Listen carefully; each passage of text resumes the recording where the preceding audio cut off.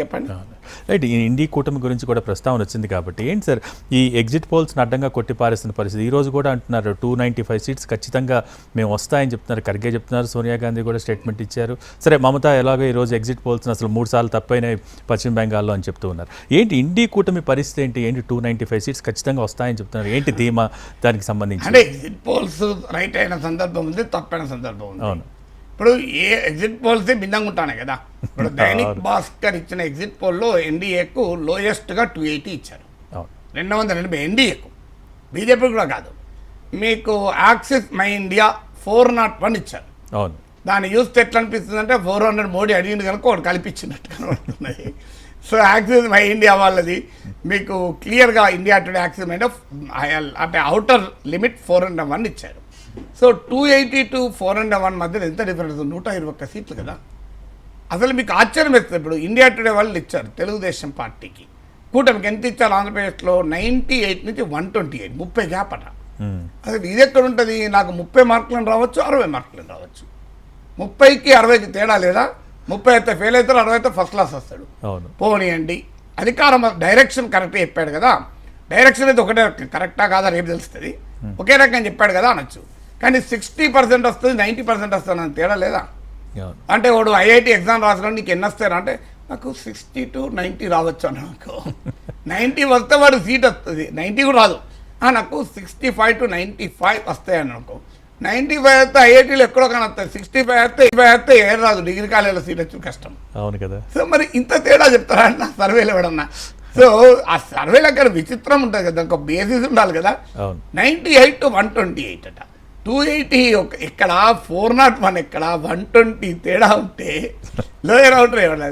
అలాగే axis My India ఇప్పుడు ఎవరికి వాళ్ళు తమకు అనుకూలం చెప్తారు. ఇప్పుడు సాక్షిలో వాళ్ళ పేజ్ 1లో టైమ్స్ నౌ ఈటీజీ సర్వేలో వైసీపీదే పై చేయని వాళ్ళు వేశారు. ఆంధ్రజ్యోతి ఈనాడులో అది వేశారు. ఆ వార్త ఎక్కడా లేదు. ఆ వార్తను వెతికాను ఇవాళ. అక్కడ ఏ వార్త వేశారు? India today axis My India వేశారు. ఎందుకంటే వాళ్ళు టీడీపీ వస్తుందని చెప్పారు కనుక.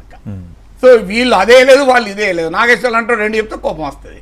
ఇప్పుడు నేను 2 చెప్పాలి కదా, నేను ఒక్కటి ఎట్లా చెప్పగలుగుతా? So Axis My India Karnataka ఎన్నికల్ని ఖచ్చితంగా ప్రిడిక్ట్ చేసిన వారు కూటమికే వస్తానన్నారు.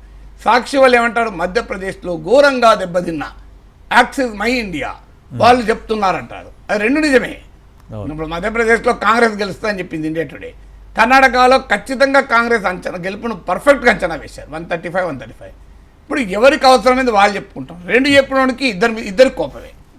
ఉన్న రియాలిటీ చెప్తే glass half full half empty ఉంటుంది.